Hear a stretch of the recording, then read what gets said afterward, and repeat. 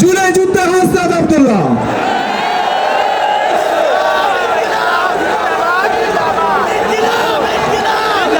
আসসালামু আলাইকুম ওয়া রাহমাতুল্লাহি ওয়া বারাকাতুহু। আউযু বিল্লাহি মিনাশ শাইতানির রাজিম। বিসমিল্লাহির রহমানির রহিম। প্রিয় কুমিল্লাবাসী, গত কিছুদিন ধরে আমরা দেখতে পাচ্ছি এক হাতে ফ্যামিলি কার্ড, নেতা ফ্যামিলি কার্ড দেওয়ার ঘোষণা দিচ্ছেন, আর কর্মীরা ঘোষণা দিচ্ছেন নারীদের ছায়া খুলে নেওয়ার। ফ্যামিলি কার্ড দিয়ে নাকি নারীদের এম্পাওয়ারমেন্ট করা হবে, অথচ আমরা দেখতে পাচ্ছি কর্মীদের ছায়া খুলে নিচ্ছে, পেটে লাথি মারছে, হিজাব খুলে নেওয়ার মতো ঘটনা ঘটছে।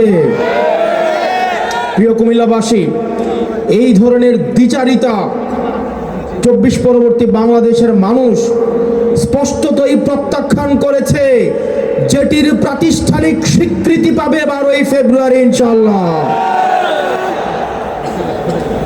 আমি স্পষ্টতই দুইটা বিষয়ে কথা বলবো।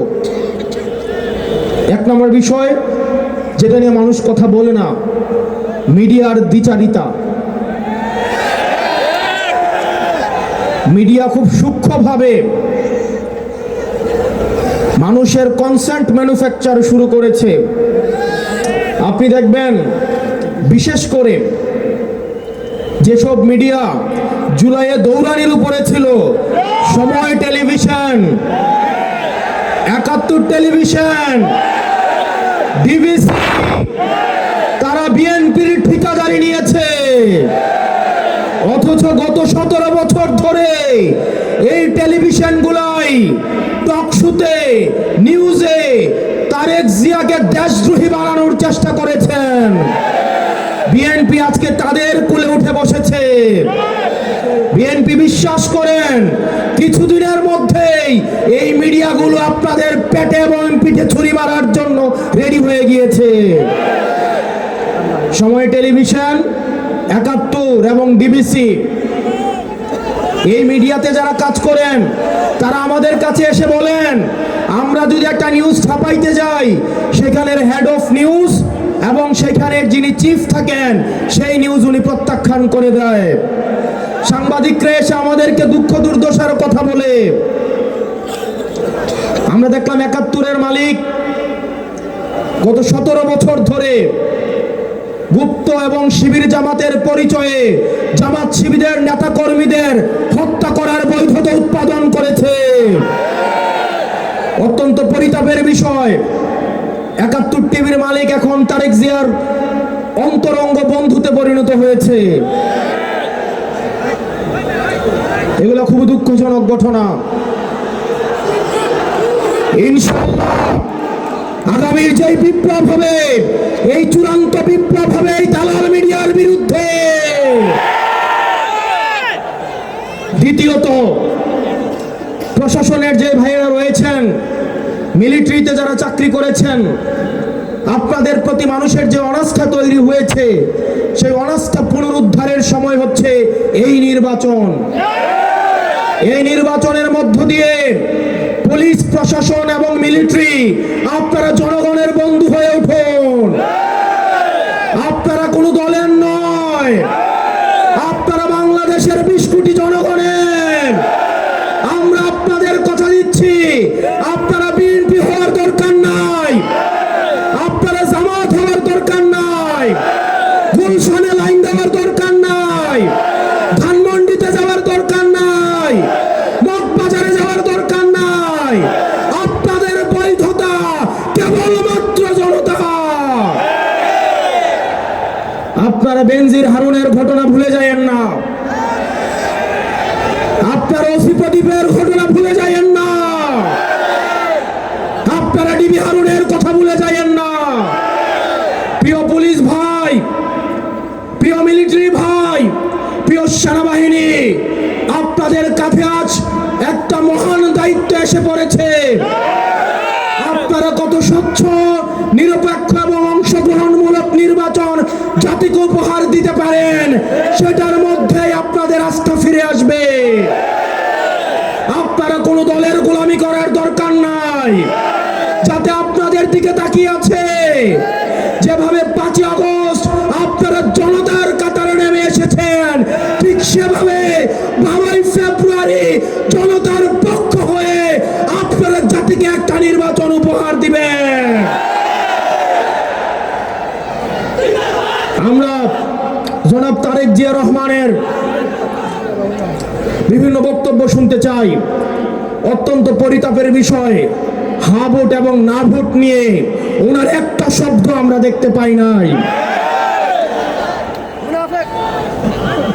জনাব তারেক জিয়া, আপনি স্পষ্ট করুন আপনার বিবেক এবং মুখ কোথায় বর্গা দেওয়া আছে? গত দীর্ঘ 17 বছর বিএনপি জামাতের অসংখ্য নেতা কর্মী গুম হয়েছে, খুন হয়েছে এই রাষ্ট্র ব্যবস্থা সংস্কারের জন্য। আজকে যখন রাষ্ট্র ব্যবস্থা সংস্কারের সুবর্ণ সুযোগ তৈরি হয়েছে, অত্যন্ত পরিতাপের বিষয়, কিছুদিন হয়তো পরে আমরা শুনতে পাবো হাসিনা ছাড়া ফেসিবাদ ব্যবস্থার সবকিছুই আপনারা রেখে দেন। শুধু এই কথাটা হয়তো লজ্জায় তারা বলতে পারছে না। হাসিনা ব্যবস্থার বিচার ব্যবস্থা ভালো, হাসিনার পুলিশ ভালো, হাসিনার প্রশাসন ভালো, কেবলমাত্র হাসিনাই ভালো না। আজকে আপনারা হাসিনার সবকিছুকেই টিকিয়ে রাখতে চাচ্ছেন। এই তরুণ প্রজন্মের কাঠগড়ায় আপনাদেরকে দাঁড়াতে হবে। অসংখ্য লক্ষ তরুণ প্রজন্ম যারা প্রধানমন্ত্রী হইতে আসে নাই, শুধুমাত্র এই দেশটাকে ভালোবেসে রাস্তায় নেমে এসে বুকের তাজা রক্ত ঢেলে দিয়ে হাসিনাকে ভারতে পালাতে বাধ্য করেছে। যারা হাসিনার ব্যবস্থা টিকিয়ে রাখতে চাইবে, আমার ভাই আপনার ফাহাদের মতো, আমার ভাই হাদির মতো, আমার ভাই আলিফের মতো আমরা যুগে যুগে রাস্তায় নেমে আসবো ইনশাআল্লাহ।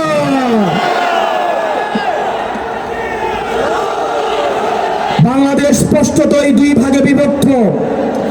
এক ভাগ গোলামীকে বরণ করার জন্য প্রস্তুত হচ্ছে, আরেক ভাগ আজাদির পক্ষে অবস্থান নিয়েছে। এক ভাগ ভারতীয় আধিপত্যের কাছে মাথা নত করেছে, আরেক ভাগ ভারতীয় আধিপত্যের বিরুদ্ধে বিদ্রোহ ঘোষণা করেছে। আমরা জানি আমাদের পথটা লম্বা, আমাদের এই লড়াইটা অনেক দীর্ঘ। আমাদেরকে আবার সুপ্ত গুপ্তর এই ধরনের তৃতীয় শ্রেণীর ভাষা দিয়ে আবার হত্যাযোগ্য করে তোলার ষড়যন্ত্র করা হচ্ছে। গত 17 বছর ধরে যারা ভার্চুয়ালি দল চালিয়েছে, জুলাই পরবর্তী 1.5 বছর অপেক্ষা করেছে দেশে আসার জন্য, তাদের কাছ থেকে আমরা গুপ্ত সুপ্ত লেকচার শুনবো ইনশাআল্লাহ। প্রিয় কুমিল্লাবাসী, আমরা আঞ্চলিক বৈষম্যের শিকার। কুমিল্লা, আমরা মাইক্রো ইকোনমি আমাদের সমৃদ্ধ।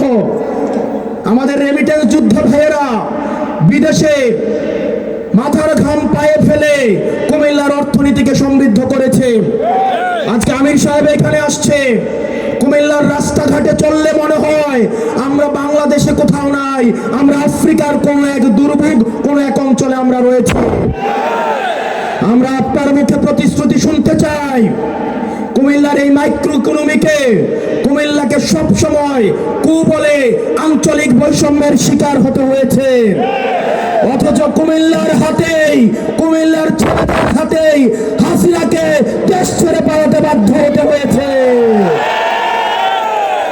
আমরা কুমিল্লাবাসী যে অপেক্ষায় বসে আছি, এই টাউন হলে আপনি ঘোষণা দিবেন এই কুমিল্লা যেভাবে আঞ্চলিক বৈষম্যের শিকার হয়েছে, ভবিষ্যতে কোনো ধরনের আঞ্চলিক বৈষম্য বরদাস্ত করা হবে না।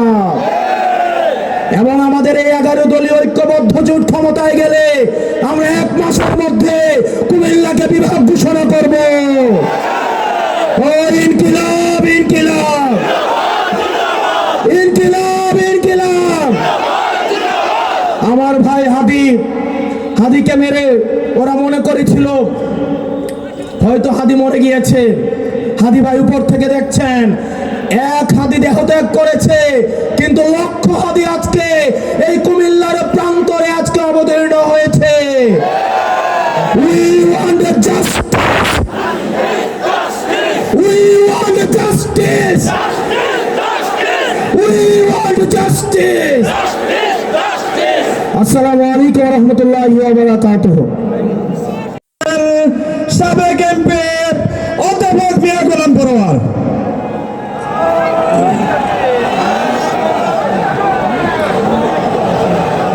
আসসালামু আলাইকুম ওয়া রাহমাতুল্লাহি ওয়া বারাকাতুহু। আলহামদুলিল্লাহি রাব্বিল আলামিন। আসসালাতু ওয়াসসালামু আলা সাইয়্যিদিল মুরসালিন ওয়া আলা আলিহি ওয়া সাহবিহি আজমাইন। আজকে বাংলাদেশের অনেক ঐতিহ্যের নগরী এই কুমিল্লায় আয়োজিত ঐতিহাসিক নির্বাচনী জনসভায় সম্মানিত আমিরে জামাত, যিনি বাংলাদেশের মানবিক সমৃদ্ধ নতুন বাংলাদেশের স্বপ্ন সারথী ডক্টর শফিকুর রহমান, সম্মানিত জাতীয় স্থানীয় নেতৃবৃন্দ, আমার প্রিয় দেশবাসী, আমরা 24 জুলাই অভ্যুত্থানের পর যে কয়েকটি মাস বাংলাদেশে আমরা অতিবাহিত করলাম, বাংলাদেশের গ্রামে গঞ্জে শহরে নগরে বন্দরে নির্বাচনকে সামনে রেখে আমরা দেখতে পাচ্ছি 18 কোটি মানুষের মধ্যে একটি জোয়ার তৈরি হয়েছে। সেই জোয়ার হলো পরিবর্তনের জোয়ার। দেশের মানুষ এখন পরিবর্তন চায়, কিন্তু সেই পরিবর্তন কারা আনবে? তাদেরকে দিয়ে পরিবর্তন সম্ভব নয় যারা স্বাধীনতার পর 54 বছর ধরে বারবার ক্ষমতায় গিয়েছেন, দুর্নীতি, দলীয়করণ, ন্যায় বিচারকে ধ্বংস করেছেন, লুটপাট করেছেন, ভিন্ন মতকে দমন করেছেন। তাদের দিয়ে দেশের পরিবর্তন সম্ভব নয়।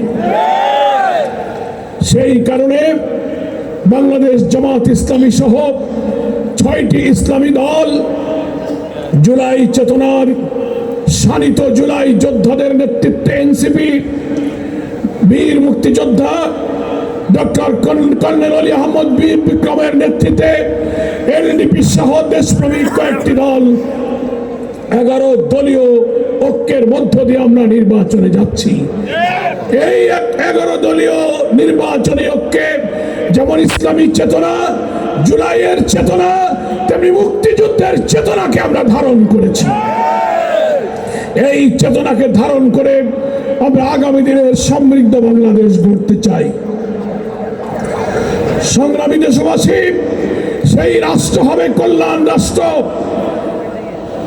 ডাক্তার শফিকুর রহমানের নেতৃত্বে নিপীড়িত, নির্যাতিত, অনাহারী, দুঃখী, বঞ্চিত, নিরন্ন মানুষের হাহাকার দূর করার জন্য একটি নতুন বাংলাদেশ আমরা নির্মাণ করব।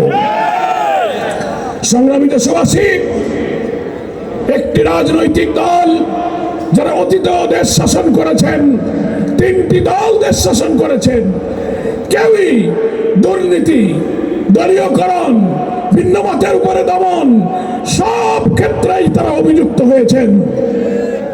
সততা, চরিত্র, নৈতিকতার পরীক্ষায় কেউ উত্তীর্ণ হতে পারে নাই। এখন একটি বন্ধু দলের লোকেরা এসে বলছেন আমাদেরকে অমুক মার্কায় ভোট দিলে দেশের কল্যাণ আমরা করব। আমরা নির্বাচনের আগেই 5 আগস্টের পরই দেখতে পাচ্ছি যারা চাঁদাবাজি, মস্তানি, হত্যাকাণ্ডে নেতৃত্ব দিয়েছে, কল্যাণের নাম করে যারা জনগণকে হত্যা করছে, রাস্তায় রাস্তায় চাঁদাবাজি, চাঁদা না দিয়ে সেই অপরাধে পাথর দিয়ে মানুষ হত্যা করেছে। আমরা দেখতে পাচ্ছি 2006 সালের 28 অক্টোবরের লগি বৈঠা দিয়ে হত্যা করে লাশের উপর নাচানাচি, চাঁদা না দেওয়ার কারণে পাথর দিয়ে হত্যা করে নাচানাচি। আবার শেরপুরে শ্রীবর্দী উপজেলায় জামাতের নেতা রেজাউল করিমকে হত্যা করে লাঠি দিয়ে তাকে নৃশংসভাবে হত্যা করে নাচানাচি। এই হত্যার মধ্যে ফ্যাসিবাদের সাথে একই সুরে হত্যার নৃশংসতা জড়িত রয়েছে। আমার মা বোনদেরকে তারা বেইজ্জতি করতে চায়। বিএনপির এক নেতা সোশ্যাল মিডিয়াতে বক্তব্য দিয়েছে, সবাই দেখেছেন দেশবাসী, যে জামাত ইসলামীর কোন মহিলা যদি দাঁড়িপাল্লার ভোট চাইতে যায় তাদের কাপড় খুলে রাখতে হবে। ক্ষমতায় যাওয়ার আগে যদি মায়েদের কাপড় যারা খুলতে চায়, ক্ষমতায় গেলে তারা দেশকে বিবস্ত্র করে ফেলবে। এদের হাত থেকে দেশকে বাঁচাবার জন্য আমরা আগামী 12ই ফেব্রুয়ারি বাংলাদেশের মানুষ 11 দলের যেখানে যে প্রতীকে প্রার্থীরা আছে তাদেরকে নির্বাচনে ভোট দেবে। আমরা দাঁড়িপাল্লার প্রার্থীদের পক্ষে, শাপলা কলিদের পক্ষে, দেয়াল ঘড়ির পক্ষে, রিকশা মার্কা সহ সমস্ত ঐক্যের পক্ষের প্রতীককে আমরা বিজয়ী করব। সংগ্রামী দেশবাসী, আর 12 তারিখে আমরা গণভোটে হা বলবো। একটি দলের পক্ষ থেকে অনেক নেতারা এখন গণভোটে না বলার জন্য ক্যাম্পেইন করছেন, কি বলেন ঠিক কিনা? কিন্তু আমরা জুলাই সনদে 84টি বিষয়ে সকল রাজনৈতিক দল ঐক্যমত হয়েছি। তার মধ্যে 48টি সাংবিধানিক বিষয়। এই 48টি সাংবিধানিক বিষয় আইনি ভিত্তি দেওয়ার প্রয়োজনে আমরা 12 তারিখে গণভোট দেব। আরো যে ঐক্যমতের বিষয় সেগুলো আদেশ অধ্যাদেশ জারি করে সেগুলো কার্যকর করা যাবে। সেই আদেশের মধ্যে বাংলাদেশের প্রধানমন্ত্রীর অসীম ক্ষমতাকে নিয়ন্ত্রণ করা হয়েছে। 2 বার 10 বছরের বেশি কোন প্রধানমন্ত্রী ক্ষমতায় থাকতে পারবে না। একই দিকে দলের প্রধানমন্ত্রী, আবার দলের প্রধান, আবার লিডার অফ দি হাউস থাকতে পারবে না, তাকে 2টায় সীমিত থাকতে হবে। বাংলাদেশের সাংবিধানিক পদগুলোতে ইতিপূর্বে প্রধান বিচারপতি নিয়োগ, anti corruption commission, public service কমিশনের মতো সাংবিধানিক পদে নিয়োগের ক্ষেত্রে প্রধানমন্ত্রী ইচ্ছার বাইরে কখনো নিয়োগ দেওয়া যায়নি। এই সংস্কারে আমরা একমত হয়েছি যে প্রধানমন্ত্রীর ইচ্ছায় হবে না, সরকারি দল, বিরোধী দল, প্রয়োজনে জুডিশিয়ারি লোক থাকবে, নিরপেক্ষ নিয়োগের ব্যবস্থা আমরা রেখেছি। প্রিয় দেশবাসী, সেই জন্য এই জুলাই সনদে হাতে ভোট দেওয়া মানে ক্ষমতায় নতুন করে যেই যাবে সেজন্য আর ফ্যাসিবাদী হতে না পারে, দুর্নীতিবাজ হতে না পারে, অসীম ক্ষমতার বহে ভিন্ন মাথার উপরে দমন করতে না পারে, তার পক্ষে আমাদেরকে হা বলতে হবে।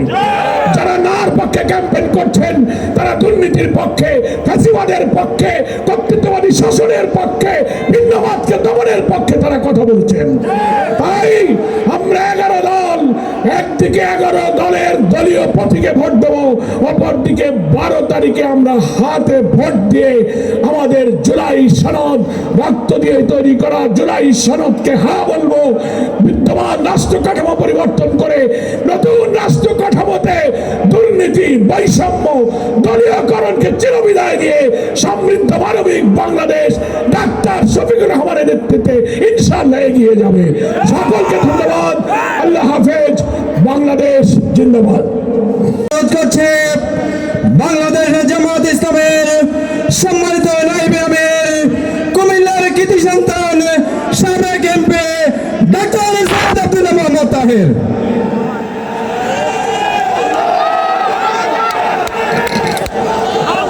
বিসমিল্লাহির রহমানির রহিম।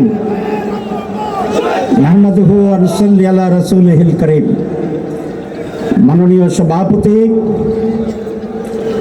আজকে অনুষ্ঠানের প্রধান অতিথি,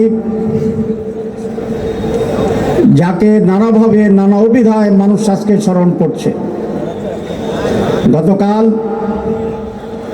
বাংলাদেশের শীর্ষ ব্যবসায়ীদের নিয়ে একটা অনুষ্ঠান ছিল।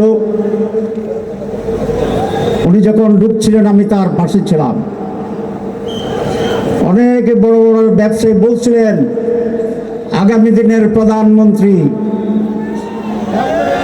কিছু বলবেন না? সুতরাং তাদের ভাষায় যদি আমি বলি, আল্লাহর ইচ্ছায় ইনশাআল্লাহ আগামী দিনের সম্ভাব্য প্রধানমন্ত্রী তো বলা যায়। আমি বলছিলাম আমাদের দেশনেত্রী মাননীয়া মরহুম খালেদা জিয়া ছিলেন, উনি ইন্তেকাল করেছেন। আমরা তার রুহের মাগফিরাত কামনা করি, আল্লাহ তাকে জান্নাত দান করুক। আমার ইচ্ছা হয় আজকের প্রধান অতিথি তিনি হবেন আমাদের দেশনেতা। আজ কুমিল্লার এই বিশাল মহাসমাবেশ থেকে আমাদের মানবিক নেতা ডক্টর শফিকুর রহমানকে আমি দেশ নেতা উপাধিতে ডাকতে চাই। আপনারা একমত আছেন? সেই দেশ নেতা ডক্টর শফিকুর রহমান, অন্যান্য নেতৃবৃন্দ, আসসালামু আলাইকুম ওয়া রাহমাতুল্লাহ। আমিরে জামাত ঢুকেই বলছিলেন যে বেশি সম্বোধন করা যাবে না, সময় নাই। আমি একটু করলাম, কারণ আমি বক্তৃতা দেব না, আমি তো হোস্ট। আমার বাড়ি কুমিল্লা, অনেকে বলছেন কুমিল্লায় আমিরে জামাতকে স্বাগত জানাই। আমি স্বাগত জানাই না, কারণ সারা বাংলাদেশ আজ ডাক্তার শফিকুর রহমানের। উনি কুমিল্লার সন্তান, উনি সিলেটের সন্তান, উনি চট্টগ্রামের সন্তান, উনি রাজশাহীর সন্তান, খুলনার সন্তান, ঢাকার সন্তান, বাংলাদেশের সন্তান। ইতিহাস এই কথা বলে। অনেক নেতার নেতৃত্বে বাংলাদেশ 56 বছর পরিচালিত হয়েছে। আমরা পরিপূর্ণভাবে সফলতা অর্জন করতে পারিনি। এইবার এক নতুন নেতার নেতৃত্বে 36 জুলাইয়ের বিপ্লবের পরে নতুন বাংলাদেশ গড়ার যেই মহান কারিগর আজ রাজপথে চড়ে বসাচ্ছেন, এই নেতার নেতৃত্বে ইনশাআল্লাহ নতুন বাংলাদেশ গড়ে উঠবে। কারণ এই দেশের বেসিক সমস্যা 3টি। এক, যোগ্য নেতৃত্ব। 2, দুর্নীতি। 3, নিঃস্বার্থ দেশপ্রেম এবং সাহস।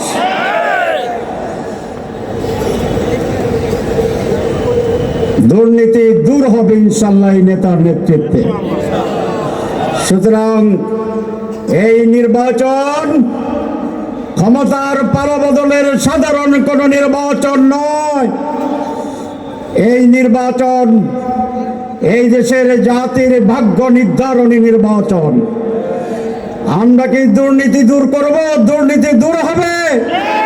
দুর্নীতিমুক্ত বাংলাদেশ গড়ব কিনা, নাকি আবার দুর্নীতিতে চতুর্থবার চ্যাম্পিয়ন হব, এইটি নির্ধারণ করবে এই নির্বাচন। এই নির্বাচনে নির্ভর করবে আমরা কি সকলের জন্য সমান সুযোগে তৈরি করব, না নতুন করে হাওয়া ভবনের জন্ম হবে।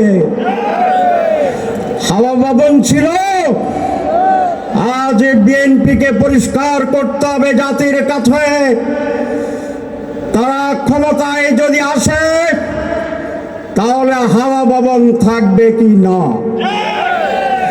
আরো 2টি প্রশ্ন জবাব দিতে হবে, পরিষ্কার করতে হবে। সেই প্রশ্ন আজকে রাতভরা নির্বাচন কাছে আসলে রাখবো। এই নির্বাচন সিদ্ধান্ত নেবে, যেটা আগেই বলা হয়েছিল, এই দেশ কি স্বাধীন সার্বভৌম থাকবে, না 56 বছরের মতো আংশিক পরাধীন, আংশিক স্বাধীন থাকবে। আমি আর বক্তৃতা দেব না, কারণ বক্তৃতা অনেক আছে, দেওয়ার হবে। আমিরে জামাত বলবেন। 2টো কথা বলবো কুমিল্লার ব্যাপারে। কুমিল্লাকে বিভাগ করার ব্যাপারে আমাদের দাবি অনেক পুরানো। এই সরকারের সময়ে ন্যাশনাল কনসেনসাস কমিটি যেটা হয়েছে সংস্কারের জন্য, সেখানে দুটা অঞ্চলকে বিভাগ করার ব্যাপারে সিদ্ধান্ত হয়েছে, একটি ফরিদপুর আর একটি কুমিল্লা। আমরা বলতে চাই, আমরা যদি ইনশাল্লাহ ক্ষমতা আসি, 1 বছরের ভিতরেই কুমিল্লাকে বিভাগ করার জন্য আমরা উদ্যোগ গ্রহণ করব ইনশাআল্লাহ। 2, আপনাদের আওয়াজ কম হয়েছে কেন? আপনারা কি বিভাগ চান? আপনারা বিভাগ চান? তাহলে দাঁড়ায় হাত তুলতে হবে। মোহতারামিরা জামাত, আপনি দেখুন, বিভাগ ছাড়া আমরা কোনো কিছুই মানি না। আপনারা আবার একবার আলো জ্বালান, আর একবার আলো জ্বালান, লাইট যেটা জ্বালাচ্ছিলেন আপনারা।